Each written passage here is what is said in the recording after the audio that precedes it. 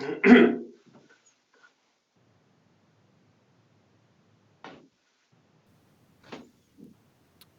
Simon. Hello. Goodness. Everybody, welcome to our Sound for Video session. Today is the 18th of April, 2019, and today we have with us Simon Bysshe from Ursa Straps. Hello, everybody. Welcome to the show, Simon. Let me just introduce, kind of give a little background here on why we brought Simon on today. Simon is a location sound mixer, recordist, and one of the questions that I think we kind of talk about a lot, and I've received a lot, is that once you start getting into sound where you have to hide lavalier microphones for narrative work in particular, there are a lot of challenges with hiding lavalier microphones. There's clothing noise that you can pick up. Where's the best place to put the microphone? How do you get the best sound? So on and so forth. And that's why we brought Simon on. Simon, in addition to being a location sound mixer recordist, has also invented a variety of products that help with the process of hiding lavalier microphones and the body pack transmitter. So welcome to the show today, Simon. Thank you, Curtis. Thank you very much for having me on. I really appreciate it. It's good to do good to have a live chat and try to bash some of these things through, because it is a big, complicated situation we have to face every day with radio microphones and trying to get them to sound good, and it's becoming more and more important. Yeah. Absolutely. Tell us a little bit about your background. You've been doing location sound for a while. I think you started as a boom op. Tell us a little bit about where you came from on that. Yeah, that's right. I'm from London, from UK. I began after university in about 2005 working as a sound trainee, working for sound recordists like Simon Hayes, working with various teams on TV dramas and films. I began as a sound trainee, worked up into sort of an assistant role, and then steadily going and doing a bit of second boom operating. So you're doing radio mics, you also on set, you're laying carpets, you're just learning about the whole process of working on a sort of narrative-based drama. And gradually then worked through a few jobs. I was working as boom op on a film called The Hurt Locker, which allowed me to really sort of see the way bigger films work as well. Doing radio mics all the time for American shows like that. And nowadays, for the last 5 years, I've been working as a TV drama sound recordist in the UK, doing shows like Peaky Blinders. I worked on an HBO show called Succession, and and also Ursa Straps. Is the company that my partner and I run to, and we make accessories and straps, which have been developed basically for me, and then turns out a lot of other people wanted them too, so it became a company almost sort of by accident. We just started making straps for my own use on set, and people liked them and wanted to get their hands on them, and it went from there really. Excellent. So the cool thing here is I think that hopefully we can have well, I understand, taking a step back, you guys, or you have done a number of workshops at some of the sort of the I guess the outlets for sound recordists here in the United States. I think you were out in LA last week, Yeah. been up to Canada, and I think you've done them in some other places here. We wanted to kind of do kind of a mini version of that online here. So I'm hoping what we can do here is maybe just walk through some of the strategies you use for hiding the microphones and the body packs, Yeah, and absolutely. kind of because there's so many pitfalls here, it seems like. Yeah, let's just get straight into it. I'll show you what we've got here, just to give you a quick run through. So we've got a load of different tools that we use on set, different sort of mounts and covers for the microphones themselves, sort of like low profile covers, sort of soft fur. These are called plush circles, and longer fur. So we can pull some of these out. Stickies, variety of different kinds of sticky tape. We also do this Ursa tape, which is like a moleskin tape in different colors, which we can use to kind of hide mics under that and get that to stick cables down and stuff.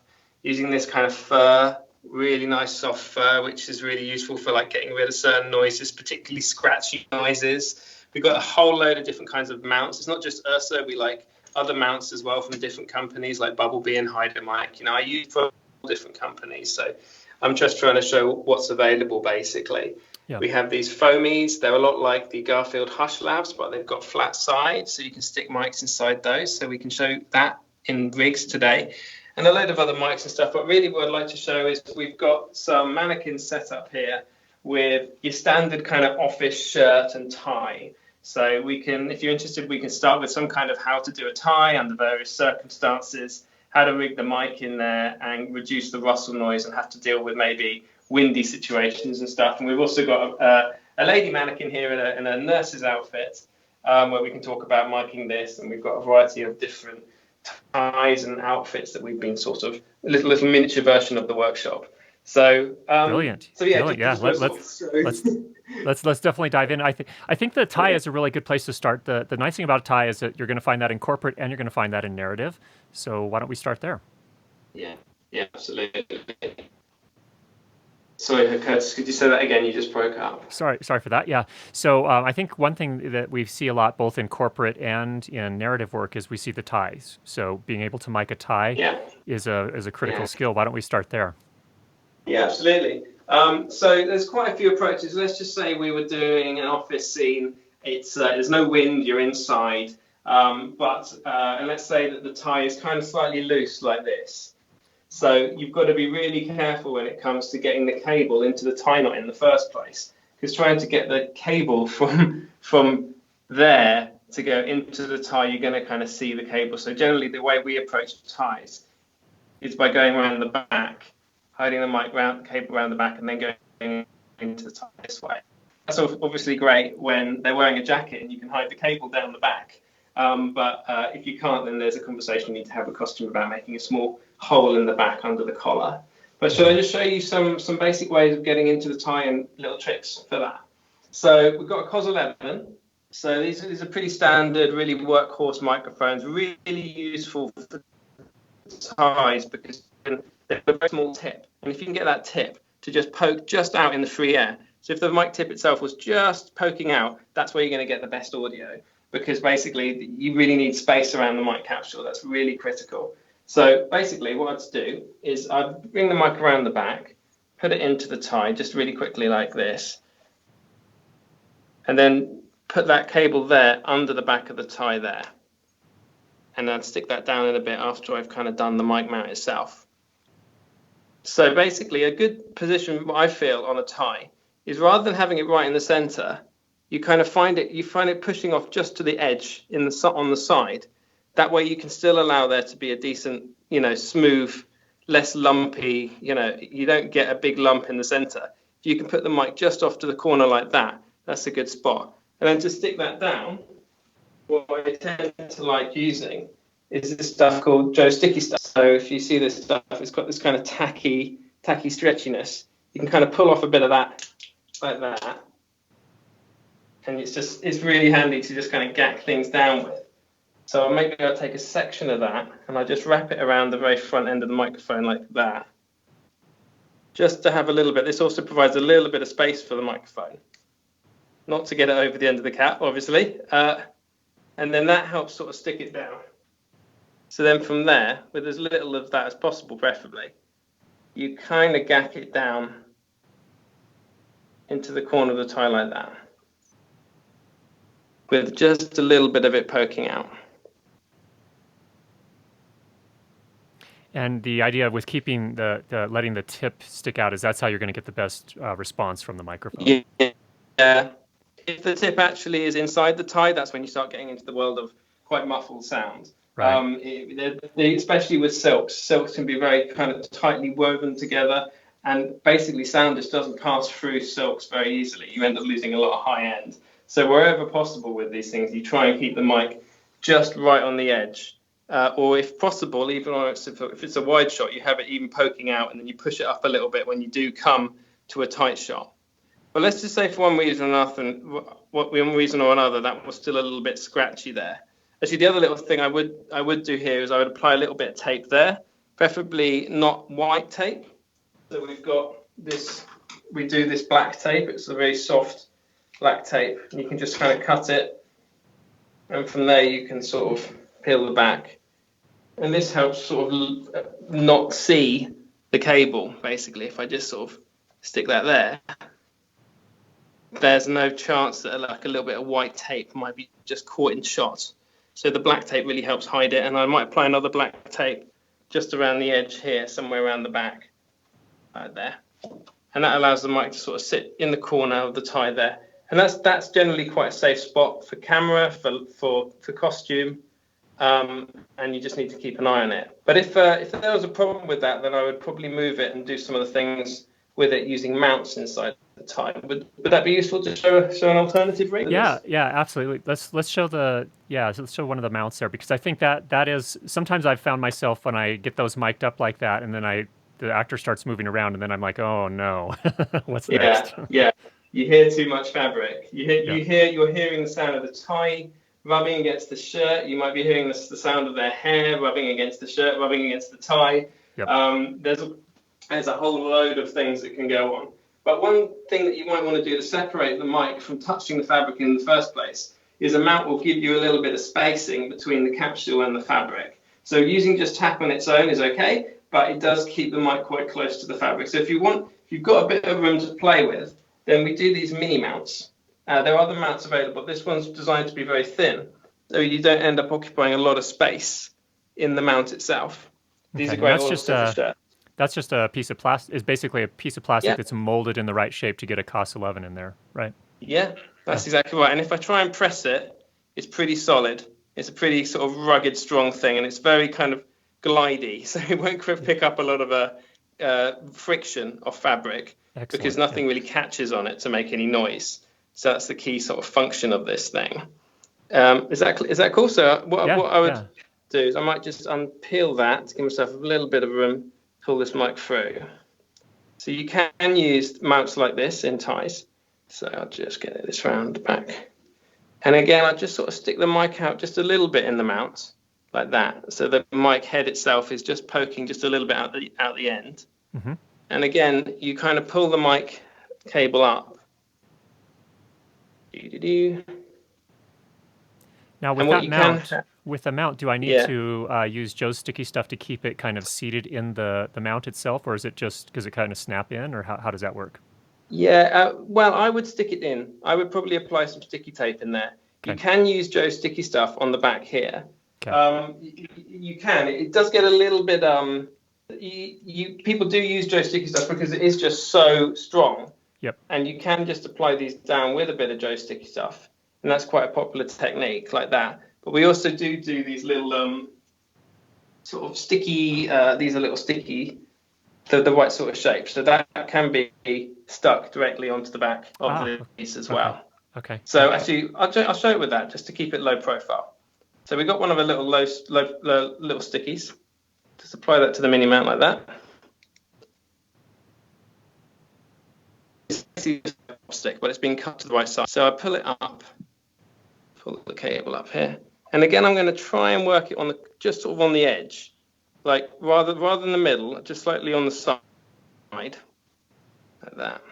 Again, put that cable, hide that under there, stick that down there, and then the key is, as it's not a big wide mount, it's not pressing, it's only creating a sort of a little bit of a, can you see it there? It's quite hard to see. No, that's good.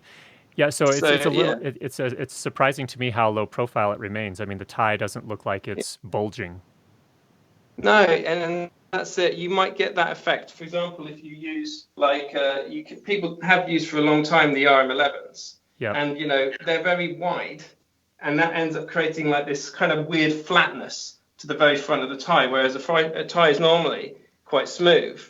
It's rounded and goes out in the center and down the side. So a big flat thing will create maybe a little bit of a shape on a tie which otherwise should be more smooth. And that's the same applies to the larger round concealers and other round mounts. You can end up creating a bit more of a bulge than you really need to. What you really need to do is get the mic in free air and just away from the fabrics a little bit. So I could do that. Some people, what they'll do is they'll manufacture a little bit of a kind of a knot, a little bit of a nook in the center of the tie there. So when you do a tie up, sometimes you end up with a tie that looks more like that.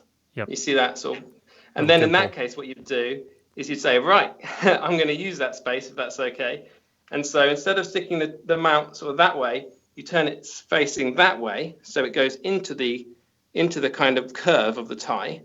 So now that's going to be right in the middle, directly up, like that. Sorry, it's a little fiddly, but I'm going to do my best to make this happen. And then I'll do and I'll make the tie sort of look like it's got a little lump in the middle, like that. And then it will actually sit really nicely in that gap in the middle. That always works really nicely. And then again, take the cable, stick it under there, like that. Okay. One question, Simon, really quickly. I think a lot of, depending on the type of production you're doing, if you're doing a narrative where, you have a crew and you're the sound recordist, I think it's understood for the actors, and the actors are used to this. It takes a little bit of time to get the microphone mounted. In corporate, it's a little different. It seems like sometimes there's, the expectations are a little different. Do you typically do this while the actors already has the tie on, or do you sometimes ever kind of get things rigged up before they put the tie on, just so that we're not kind of imposing on their space?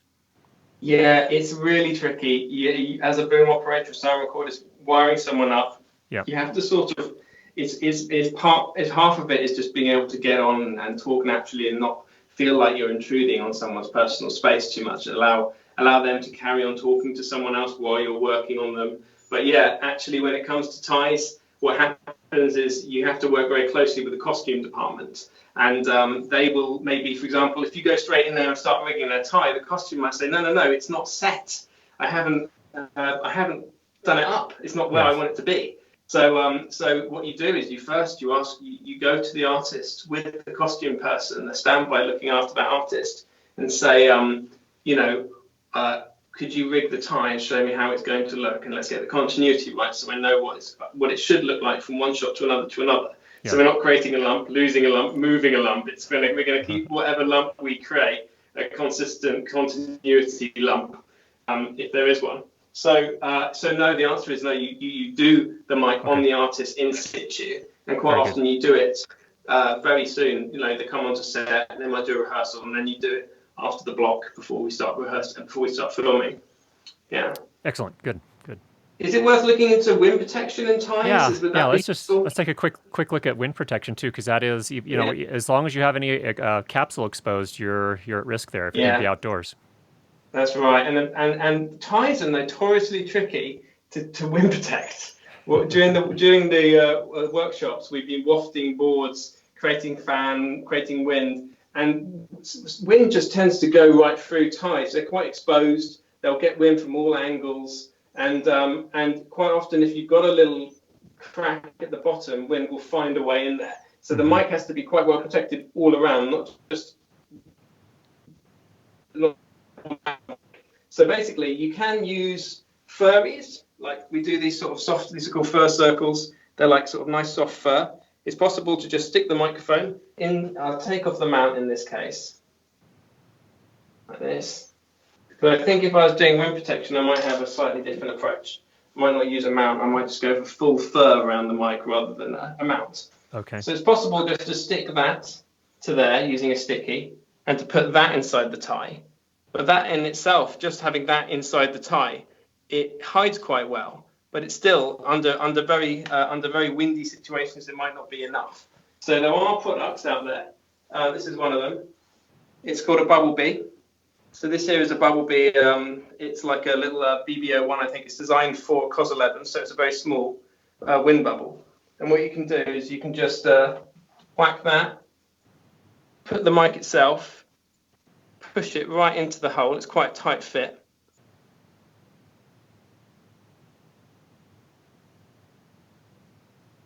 Right, Emily.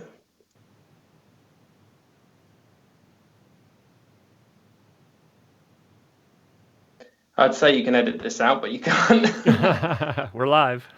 Yeah. Well, this is it. They are really tight. Some of them are damn tight, but yeah. You kind of squeeze it in. Let me just try it with another one. I want to be a bit tight. Try with this one here. And you say those are made by a company called Bumblebee, right? Bumblebee, yeah. Yeah. So basically, as a sound recordist, we just use whatever tools work. So it doesn't really matter what company they're made by. So you put the wind bubble on the end of the mic, and then that can live inside the tie knot. So you just do the same thing again.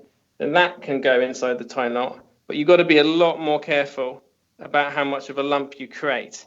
And you can kind of see that there's now a little bit more of a lump inside there. but at least the whole mic is surrounded by fur, right? Right. But the other alternative to that is you go outside the tie knot completely.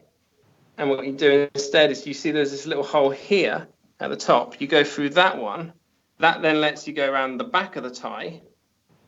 Push that right through. This is where it becomes, you are asking quite a lot from an actor when you start really getting a tie. But this allows you to go under the tie, back here, between the layers.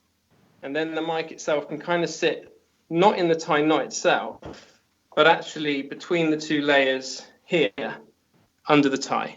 Okay. And that is actually quite a good spot. So it does, because what can happen is in the tie itself, if you kind of just in the tie itself, you can end up getting very muffled sounding, especially if the tie is like really close up to the neck. It can sound quite kind of. But if the mic itself is a little bit lower, it can sound a lot more natural. Okay. So to put the microphone actually in this position, there under, what I'd do is get a load of tack again, because the tack's really handy for sticking it down.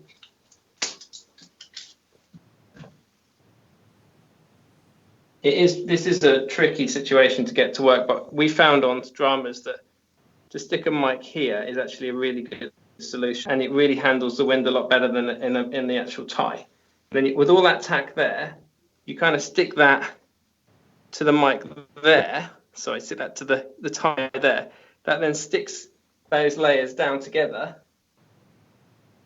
I can then hide up there. And that kind of gives you kind of a couple of things. The nice thing about that is obviously the fur gives you the wind protection, but it also keeps the tie from when it slides across the mic. That prevents all that crackling noise, right? Yeah, it really helps sort of reduce that fabric sound from ties, because you're kind of really, the worst thing with them is your tie is done up really tight, and it can kind of really compress all the air around the mic. Everything gets really compressed sounding and a little bit muffled sounding, and having the mic lower opens it out a little bit. But I would only really use this position if we were in heavy wind, outside in heavy wind. But it is a good solution. You do get around quite a few problems, and dealing with the mic there instead of in the knot also alleviates any kind of concern about having suddenly a big lump in the tie where now you've got a load of wind protection. Yeah. So good. Good. Let's take the tie off this. Yeah. I was going to say let's move on to the shirt, because I think that's a pretty common situation for both narrative and for corporate or any other type. Cool. So let's switch this up. So let's pull out the tie.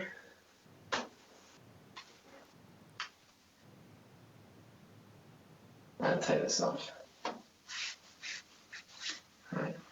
So this is a standard, what we call in the UK, this is like a Marks and Spencer shirt, because you can buy them and you can buy doubles, and it's quite affordable. So what happens is a costume department will buy the same shirt maybe 3 or 4 times for one artist, so that they have doubles. So what that means is you need to go to the high street and find something that you're able to buy in multiples. So this is a good standard kind of office shirt where you can buy this size in multiples at your local high street shop. So we thought we would use these as examples, because these are also, some of them can have quite high polyester, so they can be quite noisy. And this one is a noisy shirt. And if someone was to literally just wear this on its own, these 2 top buttons done up, a little bit of a gap there, and all they were wearing with the shirt, this just on its own can be so full of problems and scratches. A nightmare, yes.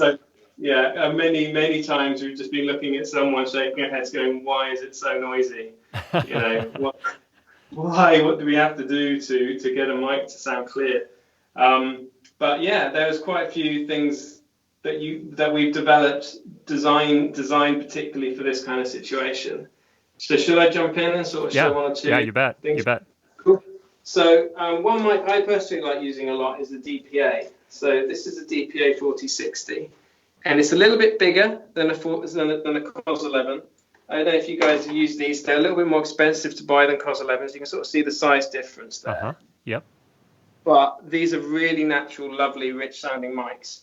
So I would, as a drama recordist, I generally use these microphones when I have more space to hide them. So in a tie, when I want to make it as small as possible, I might use a COS 11 or a Countryman B6, which is really, really small. You can really expose those. Yep. When I feel like I've got a bit more room to play with, I'll go with a slightly larger microphone. So this is a great example for that. So start off, I guess, I'll be looking at a mount for this. So I can do a little a mount rig and try and get something. I'll be looking at this thinking, okay, there's a danger that if I put it there, the camera is going to see the mic there. So really, you have to be thinking about a mic position somewhere in this area. Right. Otherwise, you're going right up and you're thinking about under the collar and stuff like that. So, you know, there are some options in this area, but I'll just do a rig here and show you kind of a basic starting point on a shirt like this is what I would start with. And if it doesn't work, there are alternatives and things you can do to sort of try to improve it. So again, we've got a mini mount. This one's designed for a 4060. So it's the same slim design. It's just this one's been molded to fit the 4060. Okay. And I'm going with a white cable and a white mount. So it's they blend basically with a white shirt. Yep. So you go to the artist and say hello, how you doing? Drop that down your shirt.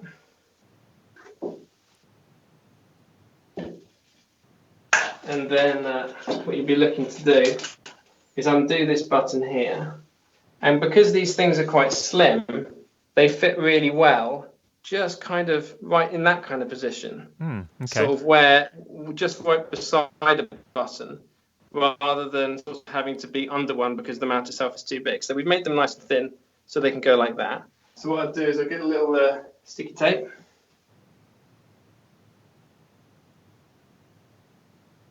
Like that, like so. Got to press these quite hard down before, and then that. Now I'd stick it, because it opens out a little bit, I kind of go, I'll just sort of push it right there, kind of diagonal, like that. And then the other important part of this is not leaving the cable just straight down. Right. Because if the cable's down and someone moves and it pulls the cable, you'll end up with noise sound directly being transmitted to the mic itself. You really want the cable going into the mic to be kind of loose and to not have any kind of pull at all. So I'd make sure that what I'd do here is with a little bit of this tape here, like personally I use Durapore. So a little bit of Durapore like that, I might just sort of peel off a little bit. I'd fold it over on itself like that to create a little loop. Then I'd take that loop and I'd want to stick it down kind of behind here, like that. So a little loop like that. Mm-hmm. And then I'm going to take that top bit there down. Now if anything pulls, it's not actually pulling on the mic. And just by securing the cable down a tiny bit there, that really helps reduce noise that's be transmitted to the microphone. Right. So I really recommend using that kind of technique for cables. Right, and as soon as they start moving around, that's pretty critical. Yeah. It may sound just fine while they're just standing there, but moving around, it's You start doing a bit of this. Yeah. And you're like, okay, now I hear it. Because basically the fabric on a mic. If you listen, if you just plug a mic in to a transmitter and you listen, you move your finger down the cable like this. Yep. You'll hear this kind of like. Right. But the minute you put a little bit of a loop or a knot or something there, you almost won't hear that sound. Yeah. So if imagine that was a shirt rubbing there, you don't really hear it now, but if it's just tight, you'll kind of hear stuff going on down here, movement and fabric noise touching this cable will transmit up here. But a little loop stuck down, suddenly it's playing a lot more friendly, making a lot less of that noise. So now basically the mic itself, if you come in and look from the side, the key thing is that it kind of hides just kind of there, just right like there, but it's looking from the side. This is why it's quite useful to have a mic kind of in that position here, because it's less likely that a camera is going to see that from a side angle, because it's kind of hidden behind a button. But you also don't want to you don't want to hide it too much either. You kind of want to be brave with it and get out as much as possible. So That Yeah, would be. that's good. That's good. Yeah, you know, I've often gone between the buttons, and you're exactly right. That's one of the issues I've run into is that when you get a side angle from camera, then you see the mic.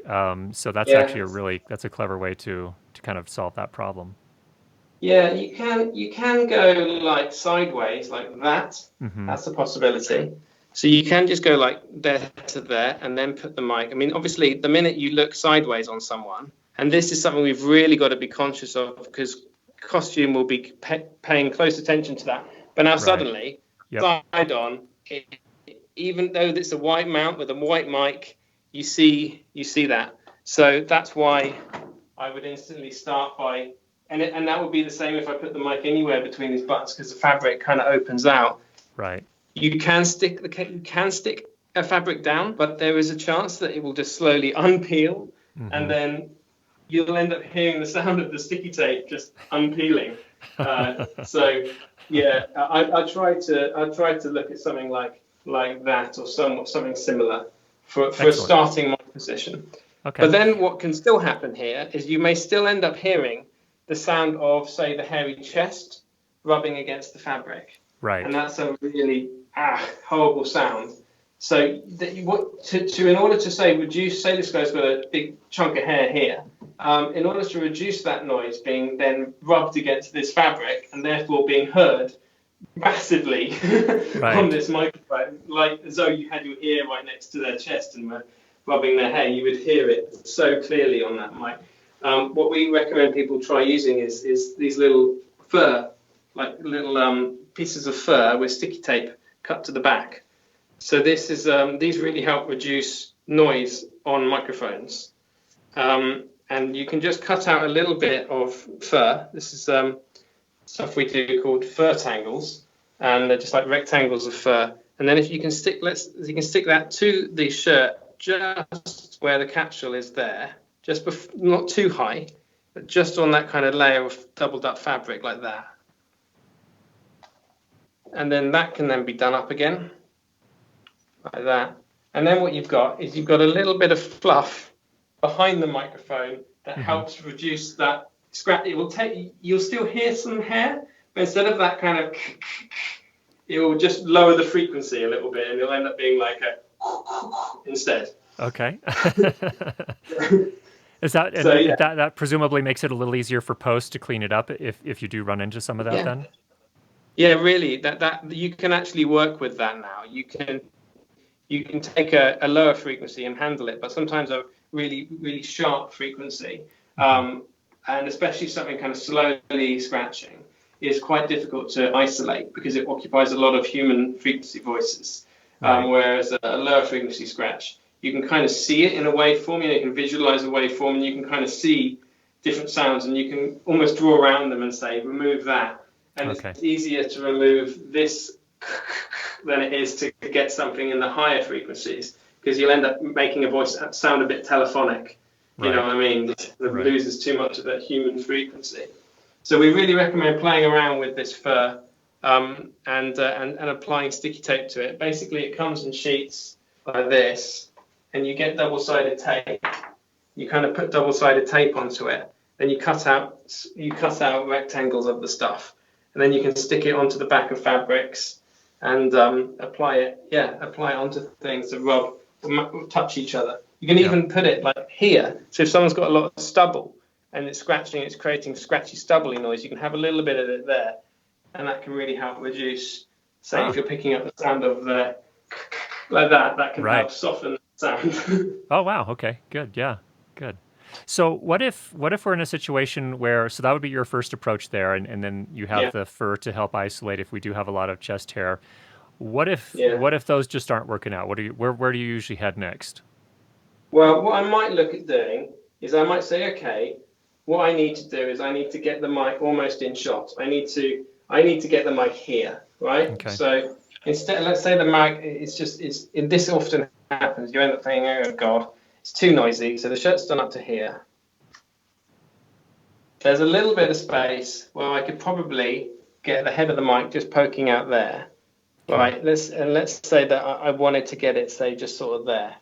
So what I'd do is I'd use a little bit of white tape to hide it. So we do sort of this Ursa tape stuff, and they come in different colours: white, black, brown, and beige. And I'll cut a little bit of it like this. You see that, okay? Yeah. And then this can be stuck directly over the mic to kind of stick it down. So I'll take the mic out of the mount. We've done this in like using this in the shadows. So black on black is really good to hide this stuff in the shadows. You just kind of stick the mic like that, right? And now I'm going to take this and say, all right, I want that to go kind of there. Like that.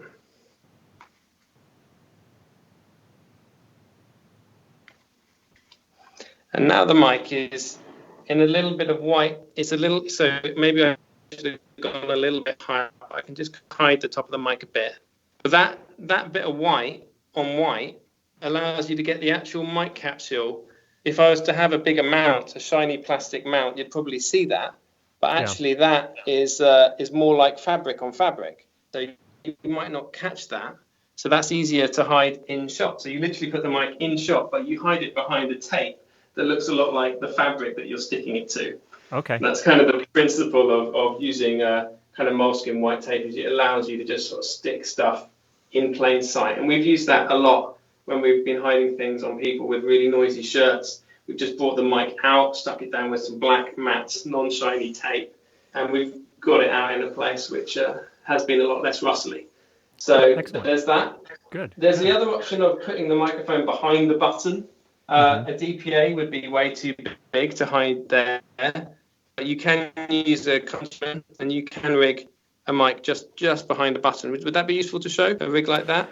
Yeah, and in fact, I think doesn't DPA, in fact, I have the 4160, which actually is made for that purpose. They have a little connector that goes on it, which actually kind of pokes out the buttonhole a little bit. That's right, yeah. That's the DPA Slim, and it's got that nozzle with the hole. Right. It just fits through the buttonhole, yeah. They are really, that's a really effective way of doing buttons, but it can be quite tricky sometimes to get that rig to go behind some buttons. Some smaller buttons can be hard to kind of poke it out without kind of seeing the rig behind the button itself. Right. So yeah, I mean, small microphones are perfect to try to rig behind buttons. What I do with a smaller one, this is a 6060 from DPA. It's a 3mm one. So it's similar, it's a little bit smaller than a COS 11, which is 4mm. So that's going to be kind of Countryman B6 and the 6060 from DPA. Okay. Exactly. So we're working with the smaller microphones here. But this is, again, even these mics can be a little bit big to hide behind buttons. Yeah. But what I do is let's try to get it as central as possible. Then I take a little bit of tack, a little bit of this Gaki tack, and I'd apply that to the other side of the button like that. And that helps kind of push the button out a little bit, so it's not completely one-sided. So you actually push the button out, so it's not kind of being pushed that way. It's actually pressing up against the mic. And then behind the mic, you apply tape, and you have to apply it quite firmly. So you take here, and then I would apply a bit of tape. When you're using tape there, so is that something like a transport, or what kind of tape are you typically using there? This is called Durapore. So it's 3M Durapore tape, and it's you can use transport as well. 3M's good, it's hypoallergenic. You can take it, you can rip it, take it into little slits. It's soft, it doesn't make much noise. Yep. So yeah, I really like this stuff. It's cool. No, I like your little custom setup there on the belt. You got your tape on the roll. That's awesome. Yeah, it's really important. I think this is one of the things. Like you have your own kit. You have a little bag full of gubbins. You know, I can go up to an actor and I know that I've got some stuff in here. It's a bit of a mess at the minute, but I've got Allen keys and mounts and sticky tape. And then you know you've got your basics. You've got your pen, scissors, tape, pre-prepared things all go in there, all accessible straight away. Very good. So you're not, oh God, I've got to go back to the trolley and get something. Right. So that I mean, I think when DPA come out with a white one, that will hide a lot better. Yeah. But Yeah. at the minute the cap is gold, so that is one option. And I think on a wide shot, you will get a really good result from a mic doing that compared to something where you're hiding it behind a layer or two. It's Very just good. going to make more noise. Yeah. Yeah. That's good. So the other thing that we come up against a lot too is somebody, usually a male actor, is just wearing a T-shirt. What's your general approach there? Well, if they're wearing like for me, I'm wearing a T-shirt, and there's a bit of space there Right. for me to put a mount directly on the skin. And that's generally the approach, is to go for the skin, because if I was to stick something here, you'll probably see the outline of the mount. The tape, take one of these. Yeah, the tape will leave a little kind of a dimple or some weird looking thing. Almost, unless you're hiding it behind actually like a line or a bit of print, you might be able to get away with it. But on a clear tight T-shirt, to stick something directly to it it might hang, it might add weight. Almost the only place you can work when you can stick to the T-shirt is sticking it to the very brim here. So you could take the mic on a small thin mount and just stick it sideways like that, and then run the cable down the back. Okay. And that works quite well. It's a bit throat sounding, but actually that rig, either with the mount or just with the naked microphone just stuck there, that works quite well if you're dealing with someone who's really sweating and nothing's going to stick to them. But but if, for example, you can't use that position and you are looking at something here, then what we'd do is the basic kind of starting point would be cleaning the skin for a start, so that so the person you're sticking it to has kind of already a kind of clean, dry skin. So if they are already quite sweaty, you take kind of like hypoallergenic wipe, and then you would take that out, wipe down there, wipe the skin down, let it dry, and then apply tape to it. And that's probably the best starting point if you're dealing with someone who's already quite oily and you have to stick something to their skin. Is that cool? That is. And just again, really quick, Simon, what was the name of the? So I typically have Durapore Tape in my kit. What did you say the name of the tape was that you're using? It's called Durapore. Durapore. Durapore. Okay. Durapore. Okay, great. And I buy this from a medical website, and I get like a pack of 24 rolls in one go, and that usually lasts me a couple of jobs. Okay. Good. There are other tapes available. Nexcare, these guys do a nice tape. Nexcare have this kind of like foamy tape, which is really nice on skin. So it's kind of stretchy and soft. Okay. So that applies well to skin.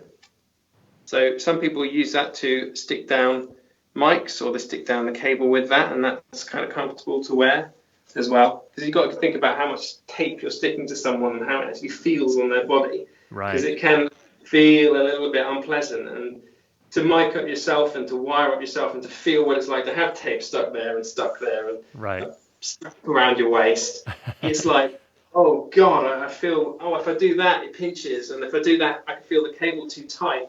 So like a lot of the time I just really recommend, that's the cool thing with the workshops, is like people, when they get wired up, they feel what it's like to have hands all over them and to have tape stuck to them and to be the center of kind of like somebody else's problem and being like it's a weird experience. So I would really recommend people try sticking stuff to themselves, so they have a little bit of a kind of a sense of kind of compassion for the person who might be experiencing some problems with it. So to start off with a chest mount, I'd start again, because basically the body isn't flat. The skin curves and moves. You don't really want a big flat surface to stick down, because it might not all stick to a flat body. Right. So as to a not flat body. So again, the mini mount like that, and I would take the sticky. I could probably do it to the mannequin. Should I do it to the mannequin? Yeah. And just that'd be useful. Yeah. Oh gosh, got to take that out before I undo the button. Okay. So I prepared a strap on the mannequin as well. So this is the alternative. If you've got someone who's really physically charging about all over the place, I prepared him with an Ursa chest strap. And the idea of these is that they stay on the body, and they wrap around and they Velcro to themselves, and then they just kind of sit underneath the pecs about there. And then that strap itself stays on because it's got a little bit of gripper on it as well. So there's tacky gripper here. Right, so it doesn't slide stick down to the body. Yeah, exactly. So if someone's having a problem with anything sticking to their chest, or they have hairy chest, then these sort of chest straps are a kind of one solution to this. So it's like a long strap. You put the microphone in one of the mounts, in one of these pouches. Kind of slip the mic into one of these pouches. You can take the mic cable through one of these little loops here, and then that just wraps around the body. Like, you can Velcro to yourself pretty easily. That's nice because you get, you know, it's basically everything in one. You put the mic in the little pouch, and then it also has cable management, so you can run that cable behind down to the transmitter. And we've used these on people who've been running, or people. We did a scene with an actor who was in a greenhouse, and it was just everyone in there was just sweating profusely. It was so hot on a summer's day in a greenhouse, and we were trying to keep tape stuck to his skin, but even after wiping it and cleaning it, it would fall off after a couple of takes or during a take. So we said, can we use a chest strap on you? And we showed it to him. He put it on, and he was like, yeah, okay, yeah. It's okay. It takes a while to get used to wearing it. It kind of, you've got to.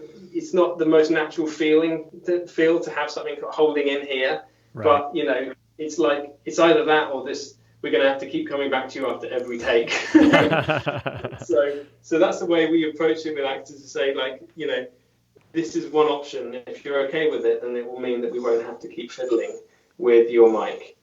So that's a chest strap. But if we weren't using the chest strap, then what I would do is, if this guy was just wearing a T-shirt and he wasn't wearing this, I'd be looking at sticking the microphone kind of... Oh, I've made a knot in the cable.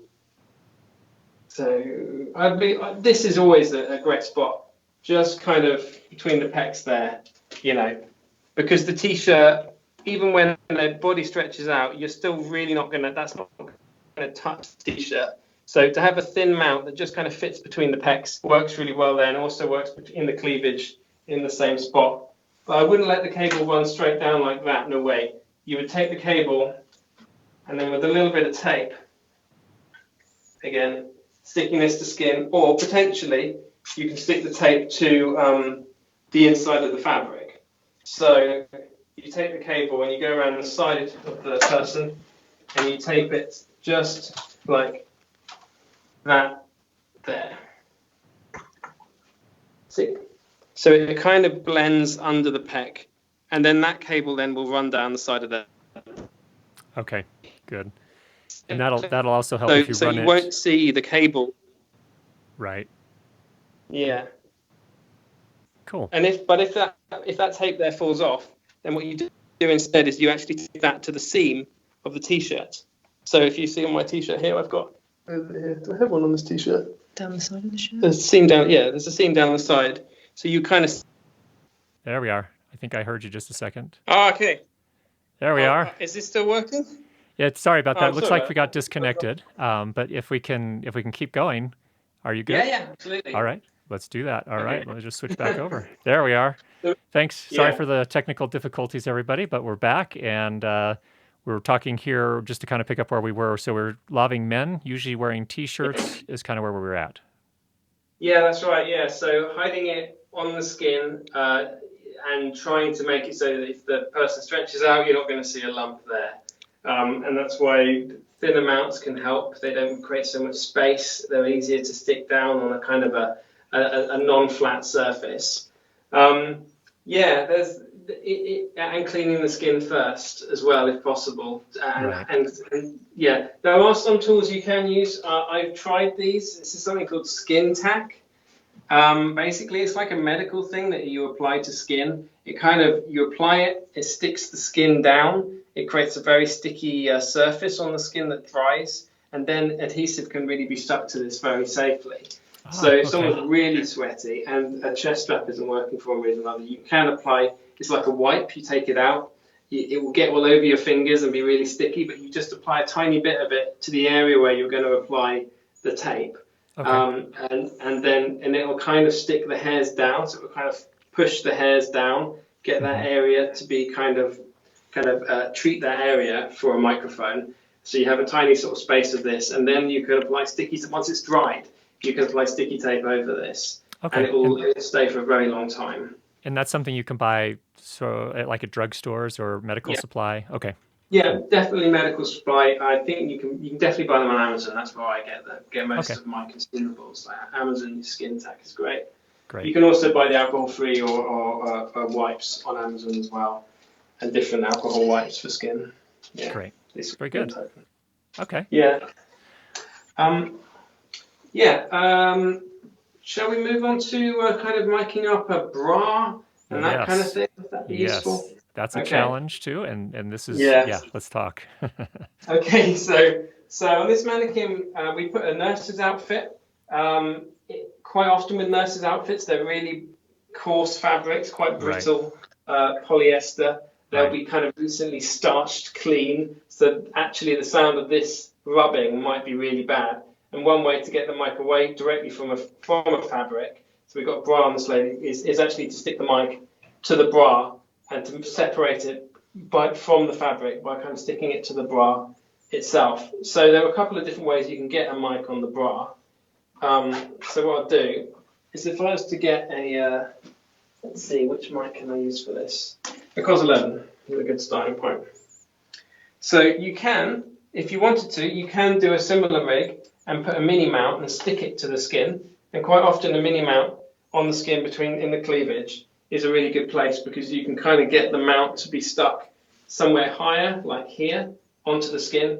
So you've got a bit more room to maneuver a microphone on the body if you're sticking it to the skin around here, which is always good because the mic can get quite surrounded. Sorry, guys. Oh, yeah. So we're just going to carry on doing this for another 15 minutes or so. So you can take a mini mic and say to the artist, okay, can you drop this cable down under your bra? So you give the mic cable to them. And you say, if I give this to you, can you just drop this? And I ask them to put it so that the mic cable goes under here like that. And that's like a way of locking off the mic cable itself. And then what I ask them to do is just to take the cable and tuck it into the side of their bra. So if you go around here, I'd ask them to sort of tuck it in like that. And that's really important that they've got a little bit of cable tucked in there because that's the equivalent of like taping it down. Mm-hmm. Is that? Yeah. So that's quite important that there's that. And then I'd be looking at putting that. My first approach wouldn't be to do anything on the bra itself. It would be to apply it to the skin because generally I think you get the best results. The sound has a kind of boundary effect on the body. It has a bit more of a bassy response if something's stuck to the skin. So I'd start by looking at sticking it there on a mini mount. But if I couldn't put it on the skin for one reason or another, I'd be looking at sticking it to the bra. This shape doesn't really fit a mini mount. I suppose you could stick it one way or another. But there's a mic mount made by Mic, which I can show you guys as a really quick way of doing this. So Mic do one of these. It's called a bra clip, and it's got a little clip on it on the back. Okay. Yeah. So you can just basically put the COS through there, prep that in advance. So the mic itself is in a bit of free air there. Okay. And then you ask the artist, just clip that to your bra, on the back of your bra. So they'll pull it down and they'll just clip it on like that to themselves. Great. So that means there's no sticky tape. The mic itself is in that spot up against the skin. It won't be seen or rubbed against, and that's actually quite a safe spot for it. So yeah, a little one of these clips can be quite good. Yeah, the nice thing about that too is that it's so unimposing for the actors. So that's really nice to because there's not a lot of tape. It's not a lot of extra stuff. It's a really pretty nice way to work. If it works. Absolutely. It is really tricky. As a male sound recordist going up to a female artist and saying, "Can I check your mic?" Essentially, you're asking to look down their top, and it's all about just being as professional as possible, handling these situations without making them feel uncomfortable and just doing your job. So if it's easier to go to someone and say, "Can you clip this to your own bra?" rather than "Can I stick this to you?" that is obviously going to help over time make the relationship a little bit smoother with the process of putting wax on. But there might be situations where it doesn't work there, and you do need to stick it to the skin, and you do have to apply sticky tape to the skin and ask them to stick it down or check it. And it's just as a professional sound recordist, boom operator, this is just part of the job, and it's part of what you have to do to get the sound. So and that's generally, I've never had any problems at doing that, but I do try to keep my team balanced. So I have at least one woman on my team. So if there are some people who are more comfortable being mic'd up by a woman, then I will have one woman on my team who would be micing up certain people. So I think that's quite important to think about that as well. Yeah, for sure. Good. Now, when you tuck the cable underneath the side of the bra there, do you find it ever gets pulled out, or do you sometimes have to reinforce that with any tape, or what's been your experience? You know what? It's pretty solid mostly. I would make sure that they really put quite a lot of it in there. Okay. So they really tuck it in, put quite a bit there. Yep. And it generally holds quite well. Maybe I'd see if they can't put some of it a little bit closer like that. But you don't want it to be too tight, because again, if it's tight, the cable, you'll pick up all sorts of cable noise. So it's quite important that there is a little bit of looseness in that cable. Good. Yeah. Okay. All right. Good. So I wonder if we could talk a bit about now hiding the transmitter body packs. That's another challenge that's always interesting. In corporates, it's generally not as much of an issue. But what I found over time is that for corporates, even now, we're getting a lot. I'm finding that, at least in my work, that a lot of the corporates are wanting to do more narrative style pieces. And so we do need to hide things. We can't just, we're not just doing interviews where they're seated and they can put the transmitter on their lap. We actually now have to hide it. So what are our options there? Jumping up and leaving a transmitter on a chair or something. Yes. I mean, so for ease and speed, we started off making these little pouches that you can put transmitters inside. So if you're working with a transmitter like Electrosonics, we do a little pouch that allows you to kind of just put the mic pack kind of on a clip. So if you wanted to go to someone who maybe didn't want to wear a strap, you could just say, "Can I clip that to you like that?" Yep. And it would so this is more like the corporate thing where you want to just hide something really quickly. You can easily clip it to them, or you can clip it around their back, or you could put it under their trousers around their back and clip it to the inside of their trousers. If I can do that without seeing, that'd be great. So kind of clip it there. So it kind of falls quite low. So there are options with this. You can also, if they're wearing a belt, you can basically take the clip off and just say, "Hey, can I just put this onto your belt?" And they take the belt off, and they can basically put that through the belt, and they can continue to wear the strap. Continue to wear their belt, and the transmitter's just sort of on their leg there, which is quite comfy. But if they're not wearing a belt and a clip isn't going to work, then you're looking at straps and finding a strap that will work for around the actor. Okay. So this is what we do most of the time in drama, is we're working with straps, because clipping stuff might weigh certain things down. You might not be able to clip it. It might be seen. So we have really, the company started making ankle straps and thigh straps and just simple straps that go around the body to hide the transmitter. So this one's a thigh strap. And the idea with it is you put the transmitter in the pouch like this. It's a really soft, low-profile fabric. It's got a nice bit of stretch, and it's got this gripper on it as well. It's a hypoallergenic polyurethane gripper. It's not silicone, so basically there's no chance of this sort of basically making someone have an allergic reaction, as silicone can do.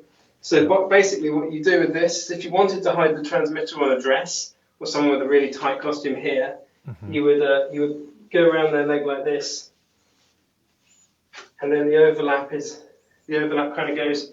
It's not a big clumpy, it's not a big bulk. It's a very sort of low profile overlap like that. Yeah. So good. Thigh straps generally would be like that. Is that? Yeah, that's good. So and for those that haven't used thigh straps, of course, probably goes without saying, but just in case, the antenna aims down, just so that it's comfortable for the actor. Yeah. Absolutely. Yeah, that's very important that you don't have it aiming upwards, basically. Yeah. So the arrow aims down, and you strap it around them, or you ask them to strap it around themselves, but in advance, plug the mic cable in. So it's all sort of plugged in, and you can also use this little, we've got this little pocket here on the side. So basically what you do is you wrap the cable up and you chuck the excess cable in this little side pocket, and that means the whole thing is kind of contained. So you have all the cable tucked in the pocket, and so it's not loose. Okay. So that's what And that's Simon, what that's for. did you say that you would typically hide the body pack first, or would you get the microphone mounted first, or does it just depend? I think generally I'd start on the transmitter.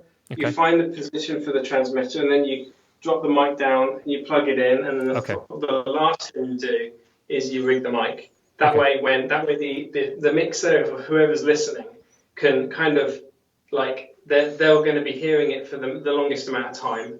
Okay. So rather than like plugging it in at the very last minute, you're able to hear it while you're working with it because it's Right. already kind of on the body and turned on. And that can be really useful if you're listening to it. You can quickly hear it and adjust it rather than waiting to plug the last part in. Because if you're rigging a microphone without the transmitter even on them, then you don't know what it sounds like until they walk on set and they're turned on. Good So, point. yeah. Good point. Good. Yeah, so we do So there's definitely the thigh straps. I also have some of your just the kind of the ones that go around the waist. That's kind of just a very basic. They've got that option as well, which we saw in the male mannequin there. Yeah, there's a couple of options for the waist. There's 3 different sizes: small, medium, and large. And you can kind of tell them apart because they've got a little color tab. The green sort of means medium, orange means large. So you can look at them in the box and go, oh, okay, this is a medium size. We do 4 different colors: black, beige, white, and brown.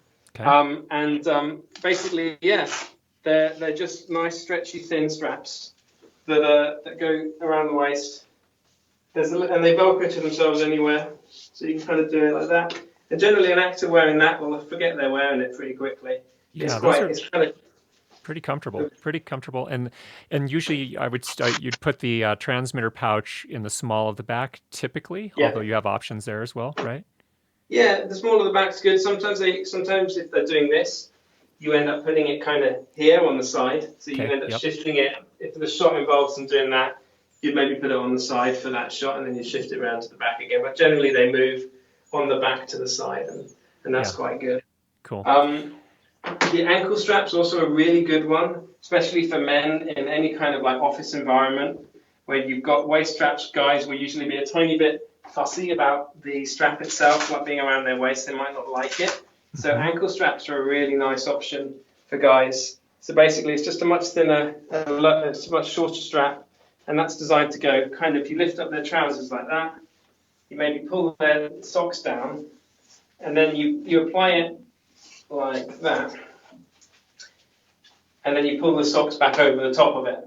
But it's important that you kind of apply the transmitter to like the inner leg, where there's a little bit more fat on the inner leg than like the bone on the very front of the leg. Right. So you kind of shift it around to a place where it feels most comfortable for the actor. So I'll always kind of like, is that okay? How is it there? And shift it just a little bit, just so so it's comfortable. But that's a really great place to secure a transmitter for the whole day. Yeah. Now there's a trick there too, though. If you have a scene where an actor, and you and I were just talking about this at NAB, when you have an actor sit down and kind of cross their legs, then the ankle transmitter is wide front and center. So what do you do in those circumstances? Well, yeah, that's exactly right, Curtis. When if someone's doing that and their trousers ride up, I think in my case they wouldn't with this, but like you can have guys with more trousers that are a bit more slippy. So what you end up doing is needing to put the transmitter here, like lift it up a little bit and put it around the calf of the leg. Right.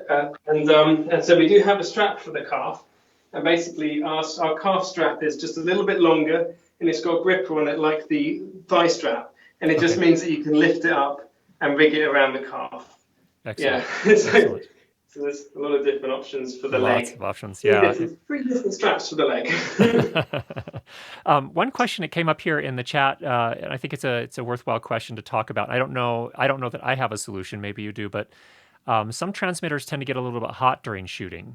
Have you? Yeah. What are kind of your thoughts on? Are there any ways to manage that, or is that just sort of a reality of the world of wireless. Yeah.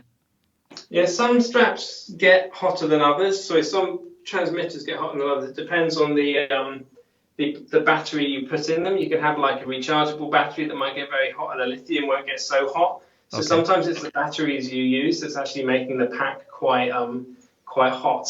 Okay. But we use lithiums most of the time in ours. Generally, electrosonics don't get that hot, but I Okay. know that some transmitters can just boil. They just Right. get really hot.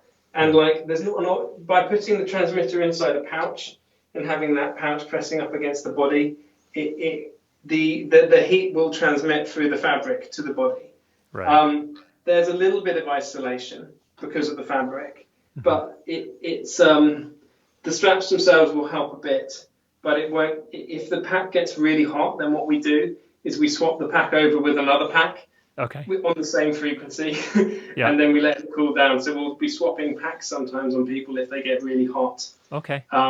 Yeah, Cool. it's more of a yeah. They have a certain amount of heat resistance, but they're not gonna kind of completely stop the heat from being transmitted directly to the skin. Right. So yeah, Right. Good. yeah. Good. Okay. Yeah. We have covered a lot of ground today, and thank you so much, Simon. This has been really helpful. Now, you're also doing some of these sessions a little bit more in depth in person at various locations. Can you tell us about some of those that you have coming up? Yeah, we're going to Trulapalooza in Toronto on the 27th of this month. Okay. So Trulapalooza is going to True Audio. We'll be there with our stuff, and we'll hopefully do some kind of little workshop there. But there'll be a lot of other companies.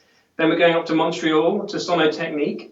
We'll be doing a workshop at Sonotechnique on Monday, the week after Trulapalooza.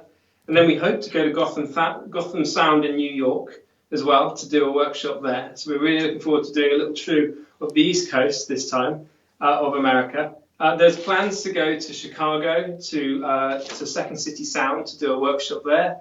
And we're going to do lots more in Europe. We're going to do another in the UK and one in Munich in Germany, Venice, and somewhere else. So we've got Excellent.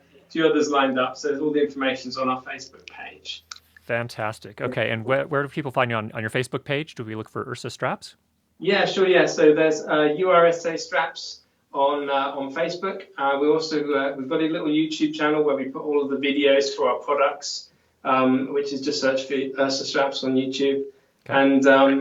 and yeah, and Instagram as well. There's like lots of live stuff we try to do through Instagram. So most of the social networking stuff, and basically the company's pretty small. If you send us a message, I'll get it straight away. So if you've got any questions at all about this, there's obviously loads of options and ways to do things. I think we've only covered a tiny fraction of the options available. But yeah, I'd love if you have any questions or feedback, just get in touch with us. Send me a message, send us Straps a message on any of our social media platforms, and I'll try to get back to you straight away. Brilliant. Simon, thanks so much for joining us today, and best of wishes. Thank you very much, Curtis. I really appreciate your time today.